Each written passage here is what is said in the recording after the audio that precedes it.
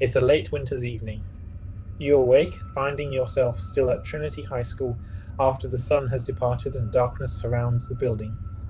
Checking the wall clock confirms your worries. Hurriedly pushing what books and worksheets you have into your beaten up rucksack, you leave the classroom and begin walking towards the exit. Upon reaching the double doors, you see a thick chain around the handles with a menacingly sturdy looking lock, holding the chain taut, preventing the doors from opening. The isolation within these empty corridors suddenly becomes very apparent.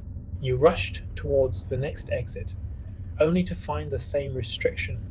This chain is different. It's shimmering against the dim and dated fluorescent ceiling lamps, giving off a dripping sound and a soaking wet red hue.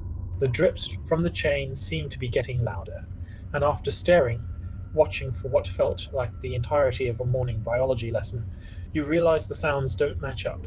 There's too many drips. Are the drips getting louder? No, they're getting closer and echoing from the corridor behind you. You are not alone. A teacher working late. Another student who fell asleep as your still sleepy eyes squint down the corridor, waiting for a familiar shape to appear round the corner. You're left questioning how the footsteps are so loud, yet no one is in sight. On second thought, they don't sound like the usual endless pattering of shoes against the tile floors you're used to. They're heavier, bassier, almost fleshy sounding. Behind you, the intercom speaker squeals into life, filling the air with audible waves you can almost feel on your skin like wind. Through the crackling, you hear something mumble, a noise that you can't quite make out. As the intercom cuts out, you turn back around, the lights now flickering and going dark further down towards the corner. Now you realize is flanked by a colossal bounding dark mass, the movement of which was the source of those footsteps, if it even has feet. Flight or fight kicks in, and before you even register what you've just witnessed, you're running down an adjacent corridor, trying door after door, hoping for access to an external window. All locked, there has to be an exit further on that's open. The pounding movement of the mass continues to get louder. 3 more locked classroom doors, and the next exit comes into view. No chain or lock.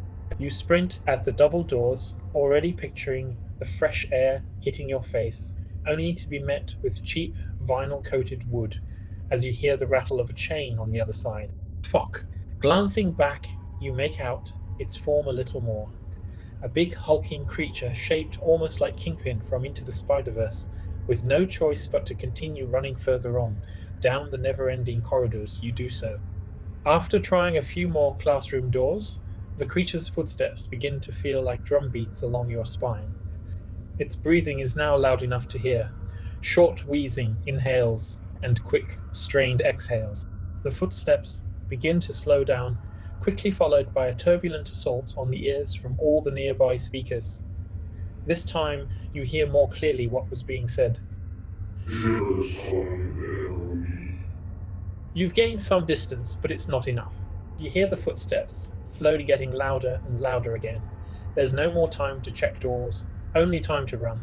Run till the creature gets tired, maybe. Run till I get to go home. Run.